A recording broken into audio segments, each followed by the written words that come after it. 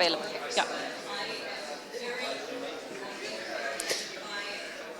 Welcome to the IDB Pavilion of the Americas, where we turn conversation into action. Thank you for being here. This is the Preparing for Climate Change Through Multi-Hazard Early Warning Systems. I'd like to give the floor to Lina Salazar, our IDB Senior Specialist, who will introduce and do the opening remarks for the panel. Lina, the floor is yours. Thank you very much, Catalina. I'm not sure if is the microphone working? Yeah. I think it's okay. Thank you. Well, good afternoon, everyone. Thank you very much for being with us today. It's a pleasure to have you all, and especially in this panel, Preparing for Climate Change Through Multi-Hazard Early Warning Systems. I want to give a special thanks to our panelists who join us here in person. Loretta, Hieber, Chief of Risk Knowledge, Monitoring and Capacity Development of the United Nations Office for Disaster Risk Reduction, and Markus, Repnik, the Director of the United Nations Systematic Observations Financing Facility Secretariat. And also, I would like to thank Cristián Torres, who is joining us online. Cristián is a former director of the Risk Management Secretariat in Ecuador. Thank you very much for being with us today. So, to give a little bit of context before we start with the questions, it's important to know that Latin America and the Caribbean is the second region of the world that is more exposed to a wide range of hazards, including floods, hurricanes, landslides, droughts, earthquakes, and volcanic eruptions. The numbers speak for themselves. So more than 190 million people were affected by more than 1,500 disasters between 2000 and 2022. And that's according to latest reports. The climate change could potentially increase the impact of disasters caused by these natural hazards. Protective measures, such as early warning systems, are particularly important for the disaster risk reduction. So, as we know, the United Nations launched the Executive Plan, Early Warning for All, and has called for every person on Earth to be protected by early warning systems by 2027. That is only 4 years from now. So I would like to start by asking you, Loretta and Markus, how realistic do you think is this objective for the region of the Latin America and the Caribbean? And are we on the right path? Thank you. Well, thank you very much for the question. I was on a panel earlier today and also speaking about the same issue, and an interesting point was made. Early warning is not a privilege, it's a right. I mean, you have the right to have your life protected when disasters strike. And so when you take it from that angle, that we believe that a rights-based approach is required, then I think it's not a question of can we meet this target, but rather we must meet this target because people's lives are at stake, actually. And we see that every year when lives are lost needlessly from preventable events. So we're very much committed to it. And the good news is that in most regions of the world, we're already working off of a rather solid foundation. It's not the Early Warnings for All initiative that was launched by the Secretary General of the United Nations at last year's COP that is giving countries the idea that they should put in place early warning systems. Many countries, especially in the region of Latin America and the Caribbean, have been working on early warning for many years. And we are seeing advances and we are seeing progress. So I might just mention that in addition to the global executive plan, the action plan that was launched at last year's COP, a regional roadmap was established in February of this year at the first regional summit between National Meteorological and Hydrological Services and National Disaster Risk Management Offices. And this was organized by UNDRR with WMO in the framework of our regional platform on disaster risk reduction. And we are scaling up and accelerating our support to countries that has already been underway for many years, but with a specific focus on really helping to put in place the necessary measures to build the early warning systems to a level where we hope every country has a minimal core capability in the next 4 or 5 years. That doesn't mean every country is going to have the gold standard, but the minimum should be in place to ensure that populations are alerted in time to save their lives and livelihoods, and that's what we're aiming for. There are 6 countries in Latin America that have been designated as first cohort. Those are Antigua and Barbuda, Barbados, Haiti, Ecuador, Guatemala, and Guyana. Several of these countries have already have substantial amount of work that's been underway for some time. They've already carried out gap analysis. They have national roadmaps, a few of them. Others, we're just starting now. I might just mention that last week or 2 weeks ago, we held the National Consultative Workshop in Haiti. So, of course, we have a particular concern about reaching this target in highly vulnerable and fragile context. But the good news is that we have donors that recognize that there are special circumstances and are willing to support us to go that extra mile and really put in place the necessary services in these high-risk settings such as Haiti. So I think I leave it there. There's more to talk about, but my colleague Markus certainly has some more to share. Please go ahead, Markus. Yeah, thank you very much for having me. And I want to build on what you mentioned, Lori, and your first question. Realism. Reality is not something out there. Reality is something we create jointly. And this goes back to the ambition of the Early Warnings for All initiative. On what, on how, and when. On what, I fully agree with you. It is a right for everybody to be protected. Or to turn it the other way around, it's an obligation for us sitting in such privileged situations like today, having this conversation about early warnings. So absolutely, the ambition is there, and this goes back to how we are achieving this ambition. The Early Warnings for All creates a framework for collaboration, to build on, as Lori mentioned, on what already exists, and do this in a fully coordinated manner. We from the SOFF, the Systematic Observations Financing Facility, are just one piece of the puzzle, but a piece of the puzzle at early stage, because we are supporting countries, including the Latin American and Caribbean region, in closing today's massive weather and climate data gaps. For the first time, there's an international agreement on what constitutes the basic weather and climate data, the so-called Global Basic Observing Network. Globally, the 109 least developed countries, small island states, and low middle-income countries today have a compliance rate of 7%. The good news is, zooming in on the Caribbean is faring better, namely compliance rate is 20%. 20% is still not enough. This goes back to when to achieve this ambition. We, from our perspective, we are very confident that by 27 we are going to have a large part of the data gap covered. Who is we? The countries, supported through technical assistance from advanced Met offices. Argentina is one of these Met offices. I see Cristián from Ecuador is here with us. Actually, Argentina and the Swiss Met office are supporting Ecuador from a technical perspective, and of course the Inter-American Development Bank, an extremely important implementing entity already working in 8 countries with us.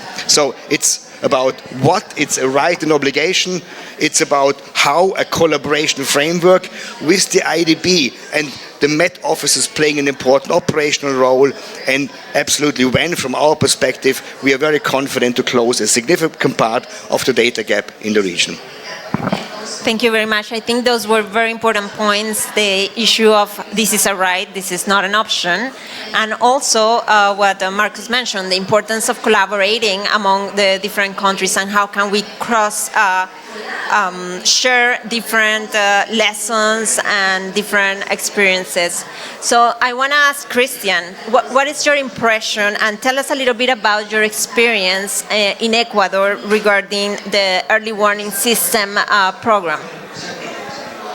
Thank you very much. Good morning from Ecuador. Good afternoon in Dubai. I have to tell that to have a realistic view of whether our countries are moving towards this goal or not, it is necessary to review whether it is part of the national objectives or not. And I agree with Loretta, an early warning system is a right that must be available for all people everywhere. People has a right to access the information to save their lives in this evolving context in which climate change is developing faster every day. So in the case of Ecuador, this goal is aligned with one of the national development objectives of Ecuador, has been prioritized by the governing body of disaster risk management and the national government itself for its application in the short and medium term. Yesterday, the National Assembly of Ecuador approved the risk management law. We didn't have it, now we have. That includes a specific chapter of early warning system that must include national, regional, and local governments. These policies strengthens this strategy within Ecuador. It's a very important element to save lives. Also, we recently had a focal point from the UNDRR to accompany our country to the development of the 5 pillars of the early warning system for all initiatives. We have started a very dynamic work with him, including all our technical scientific institutes. So in the Ecuador case, we think this is a very realistic objective. We expect to have implemented a multi-hazard early warning system by 2027. Thank you, Cristián. Very, very important, your message. The increased availability and access of early warning system is one of the 7 global targets of the Sendai Framework for Disaster Risk Reduction. The United Nations Office for Disaster Risk Reduction and the World Meteorological Organization have recently published a report that assesses the current global status of multi-hazard early warning systems. So, Loretta, I wanted to ask you, could you share with us the progress reported and what are the main challenges, especially for the Latin America and the Caribbean region? Thank you for the question. Yes, we have been starting to publish an annual report that is an update on the progress of early warning systems, and is part of our Sendai framework monitoring. It's Target G. So what is the data telling us? Well, first of all, we already know that investing in early warning system makes good sense, because countries that have effective early warning systems in place have 6 times lower disaster-related mortality and 5 times lower the number of disaster-affected people. And these are 2 other targets that we have in the Sendai framework that we're also seeing a real direct correlation between investment in early warning and also countries' progress is seen through all of the targets of the Sendai framework. We are starting to track also some of the data related to evacuations that are occurring because of early warning systems, and we see an increase in the number of people who are being evacuated in a timely manner. So nearly 250 million people have been evacuated annually over the past 7 years, with an increase over time. Now, however, and for reasons that we need to dig a little bit deeper into, it seems that the Americas and the Caribbean are not showing an increase in the number of people being evacuated. And when you collect statistical data, it's sometimes difficult to know whether or not that's actually representative of a programmatic issue, or whether it's the interpretation of the actual data that's being requested that's showing that low level in relation to other parts of the world, in particular Asia Pacific. But this is also an issue for us, is that we really have to work with countries, including in Caribbean and in the Americas, to increase the quality of their reporting.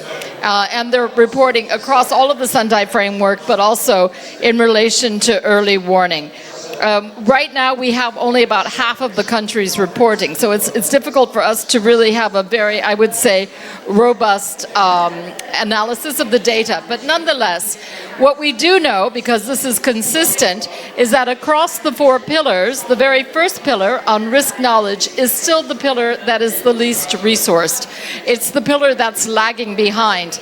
And the reason this is important is because we need risk knowledge to better understand not only the evolution and the trajectory of hazards, but very important is the vulnerability and exposure of the population. And if we don't understand where the vulnerability lies, if we do not understand which groups are most at risk and what are the hotspots of a country, and we do not understand how exposure may be changing because of displacement, for example, we will not have effective early warning systems. So this progress report every year is a really important indicator for us of whether countries are investing in their early warning systems in a manner that cuts across all the pillars, or whether there are certain areas of work where we really have to step up our action, and risk knowledge has definitely emerged as one of them. Thank you very much. So I think this issue is key also to talk a little bit about the sustainability of the early warning systems. And so I wanted to ask Markus, what financial mechanisms or instruments are in place in order to improve sustainability and scale early warning systems in developing countries? Thank you for the question. As I mentioned, the Early Warnings Flow Initiative provides a framework for collaboration. There are many partners already working in the region. When it comes to sustainability, the challenge is that a lot of support is channeled through time-bound projects. We from the SOFF, we acknowledge that the internationally agreed basic weather and climate data constitutes a global public good, because these data are required for the region, for each country, but also for the globe. Because for every weather forecast and every weather forecast beyond 3 days, you need data from across the globe. The European Center for Medium Range Weather Forecast, one of the global forecast centers, calculated that one additional weather station in the Caribbean would be up to 20 times more worse than an additional weather station in Europe. So we acknowledge that the data provided by the countries that are mandated, each and every country needs to provide the data since January this year, constitute the global public good. Therefore, we say we provide long-term, open-ended, grant-only finance. Very important, open-ended beyond individual projects, including for the elephant in the project's world room, namely operating and maintenance costs. So first approach, sustainability, long-term, open-ended finance, not project-bound. Second, provision of long-term, open-ended technical assistance, not by international consultants flying in and flying out, but by those who know how to run and to manage and observing systems, namely advanced meteorological officers. I was referring to Argentina Met Office, working with the Swiss Met Office, working with Ecuador. So our approach is long-term, open-ended, but it's also results-based. Countries need, of course, to generate and internationally exchange the data because they are needed for the global weather forecast models and climate projection. Thank you so much, Markus. And yeah, the issue of data and how that it constitutes a public good is crucial, and I think is something to consider when funding this project. Sometimes this part of the information is not really strengthened by some of the funding. So I think that is a key issue that you mentioned. And at the IDB, we have been supporting early warning systems through technical cooperations and loans to several countries in the region. And in Ecuador, for example, since 2006, the IDB has been working with the country in the development and strengthening of early warning systems. And this has contributed directly to consolidate a national multi-hazard early warning system approach. So, Cristián, I would like to ask you, what are the successes and the current challenges of this approach of multi-hazard early warning system? And if you can describe us a little bit, how is it in Ecuador? Thank you very much. In the last 6 months, we dedicated great efforts with the UNDRR and the International Development Bank to create an additional phase of the first early warning system project that began in 2016 with the focus in tsunami and river flooding. In this new phase that I mentioned, we have proposed starting a multi-hazard early warning system, and today we have a 4-year project of 12 million that is mostly financed with the credit operation from the International Development Bank. We counted in every phase with the help of the International Development Bank to include all the factors that will help to have a strong early warning system, including technical support, help to create this project faster and better. We have even been able to unblock public contracting problems, typical of the government processes, and we're sure that this will reduce time in the execution of the project. We had a starting kick in 2016, and nowadays we have a 2-hazard early warning system running, and we are moving forward for a more complete multi-hazard early warning system that includes floodings, mass moving volcanoes, and others, while we expand the first phase of the project. Thank you, Cristián. Also, I know that in Ecuador you have also been introducing with the community Sirens cameras as part of your early warning system. Can you tell us how what are the advantages related to these instruments, and how are they actually helping the multi-hazard early warning system? The most important advantage of this system, that includes cameras, as you told us, is the interaction with the community.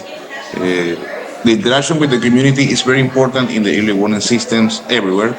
We have several advantages with these instruments. Today, the implements of the early warning system for tsunamis, such as camera and also speakers, help to monitor other threats, such as insecurity, and collaborate with the control of the areas covered by this camera. With the cameras, we can review the evacuation processes both in real events and in drills that we carry out every year to test the effectiveness of the early warning systems and its interaction with the community. The warning component of the early warning system that includes the sirens today is a part of the community. Every Sunday, the siren sounds in the test mode, and the community actively participates, including notifying the authorities if the sirens that does not sound, or if there is something new to take a look. It needs to be reviewed, and we also developed certain activities that contemplate the science of knowledge to include future improvements that allow the early warning system to be effective and form part of the community. Great, thank you, Cristián, for sharing with us this incredible experience. So, Loretta and Markus, what is? I know that Markus mentioned before the importance of the regional and global collaborations, but how can we enhance these collaborations in order to strengthen early warning systems around the globe? Well, I think that, as Markus pointed out, the challenge is to move from a projectized approach to really longer-term institution strengthening. And we have seen that when you put in place good regional frameworks that have legally binding provisions within them, this then creates more of an enabling environment to ensure that countries are really able to advance on their early warning systems.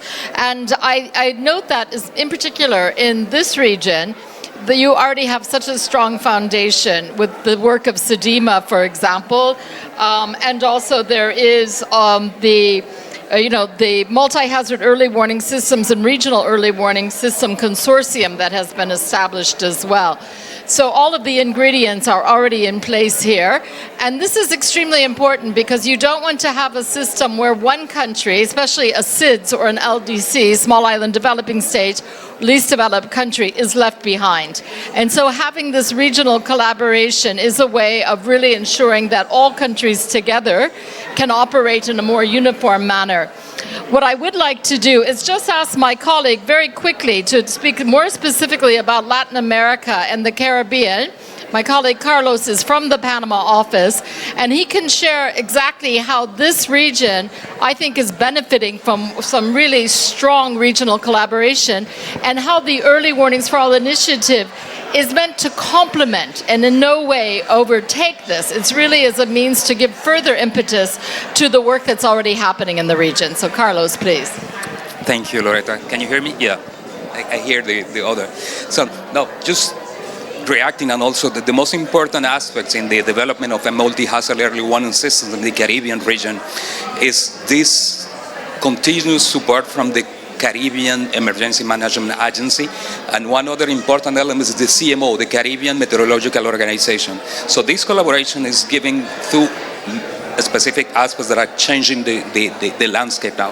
One, better data that is coming from the different global and regional mechanisms that are providing this data, developing capacities also for those meteorological offices at the national level that are able to process this data. Because one of the biggest problems is even the Caribbean or the Pacific, if the regional office is sending information, they have no capacities to process and to assimilate those data. So CMO and CIRIMA are working on that. And through the Multi-Hazard Early Warning System Consortium, we are also helping them to improve or define a governance mechanism of putting all the actors together that are supporting in different levels and different aspects the definition of early warning system. And here we are not only with the United Nations organizations, but also with IDB, with the World Bank, people that are working on defining the disaster risk profiles, particularly for hydrometeorological phenomena. So this is really changed the landscape. So, and through the action we are leading in the region, through the CRUISE, the Crisis and Early Warning System, through the Target G of the Sendai Framework, and now the Global Initiative on Early Warning for All, we're really improving this. One other aspect is that now we have a common understanding on the importance of the Pillar 1 on risk knowledge. So we are developing national plans and national strategies for collecting data more in what we call an IBF, the impact-based forecasting. So this shifting is just essential on definition. And it changed a lot in the fourth component, that is the community. It changed completely the landscape when you talk to the people, telling them that not a Category 5 hurricane is coming. But what is happening? There is damages, potential damages to the houses, there is potential damages to the infrastructure. So there is a language that is talking to the people that they are now more able to react and evacuate if it's necessary, take early actions if it's necessary. So this is more or less what we are doing, and the positive aspects of our action in the region that are changing the landscape of the utility and efficacy of the early warning system at the national and also at the local level.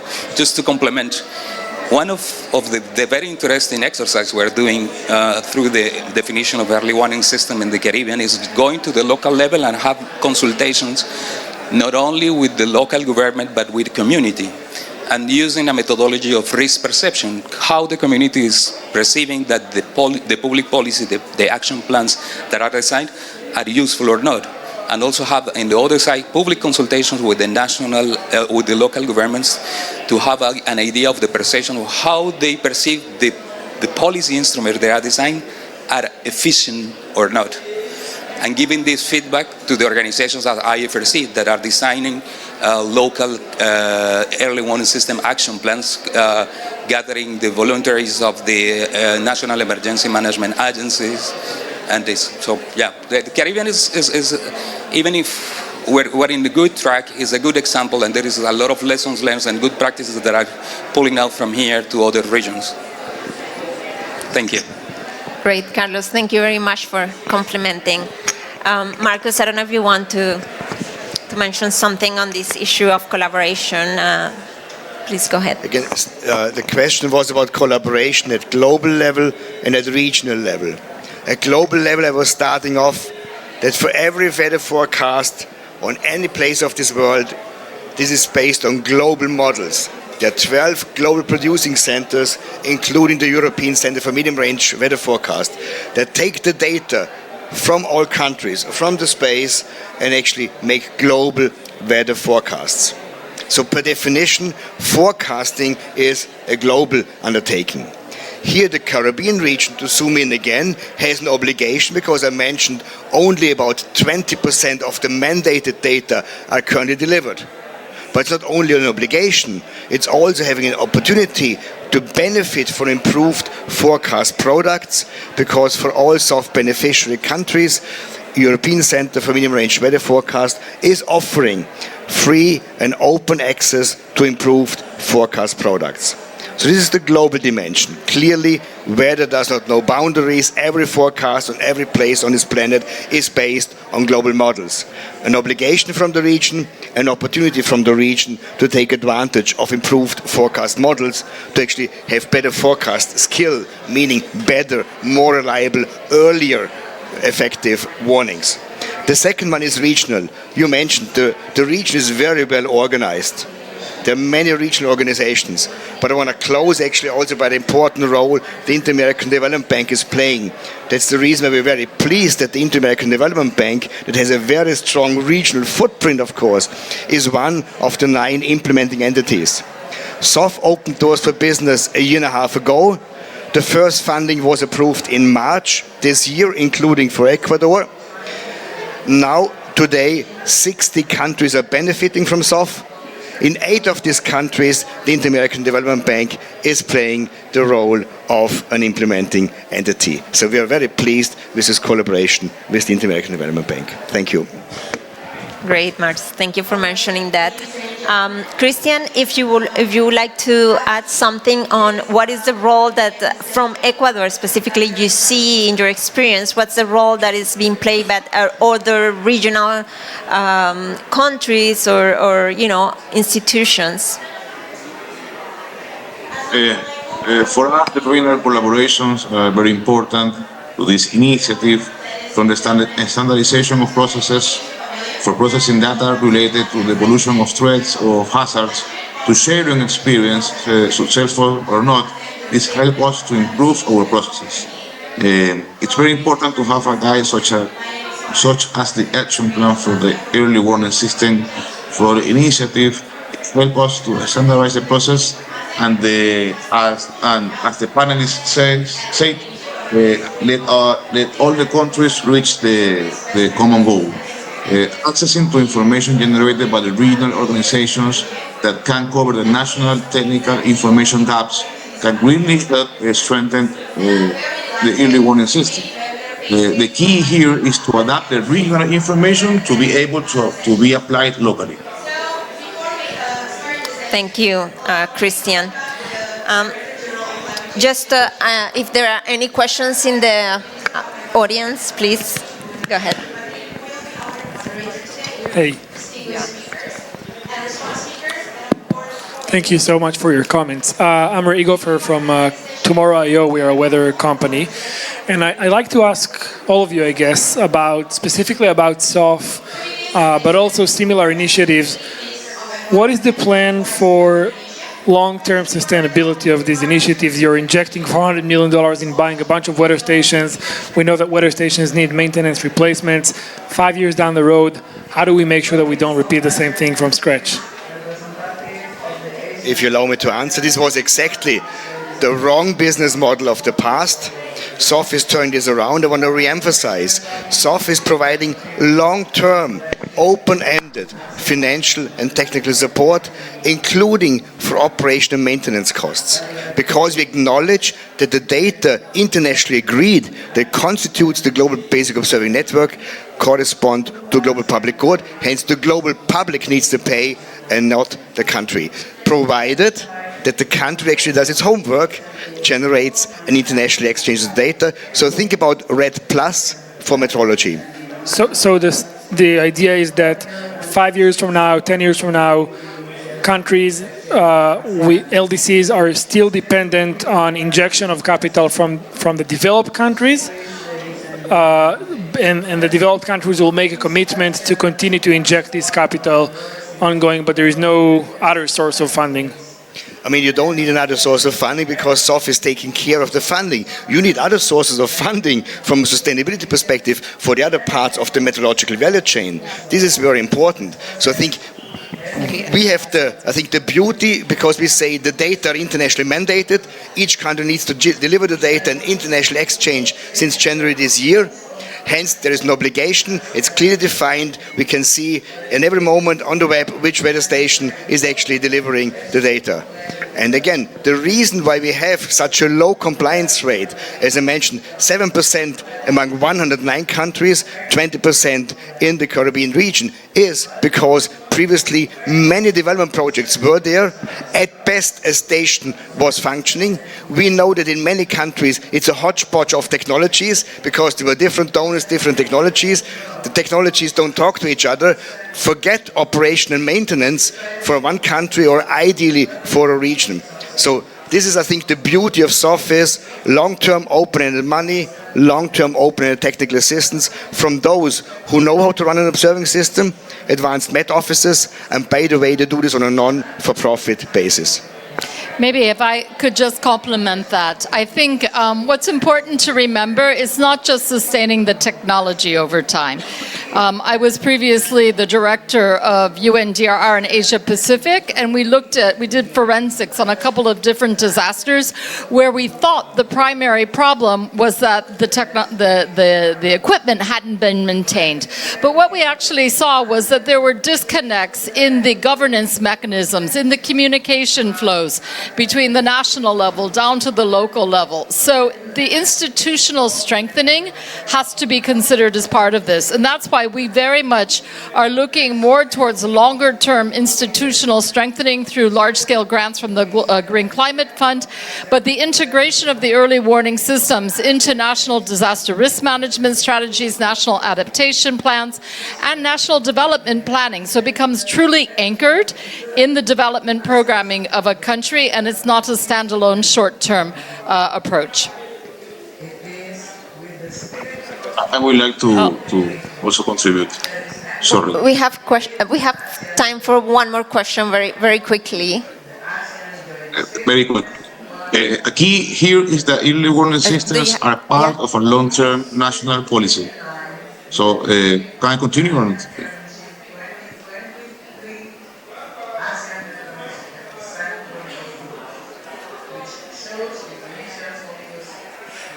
Good afternoon. My name is Juan Ángel de Gubella. I'm coming from the International Disability Alliance. I'm just seeing what you are talking about here, about the information and to have the forecast and to have the systems for alarm systems for the population. I'm asking if these systems, if we have these systems, if we have the technology, are the systems open to people with disabilities? Are the information open for people with disabilities? I'm asking this information because when we have these alarm systems, most of these systems are not accessible for people with disabilities, and we are living behind of these systems or emergency. Thank you very much. Thank you very much for your question. I think it's a very relevant and crucial issue for this topic. So, Loretta, if you have something to add. I think one of the main things of the Early Warnings for All initiative is inclusion and inclusivity. And it's really been at the forefront of our approach that we've been trying to roll out in countries. We know that it's not only persons that are living with disabilities that are most at risk during disasters, but it's their caretakers as well. And we have the data that shows that both lives are affected during emergencies. So there's a number of steps that are being taken right now.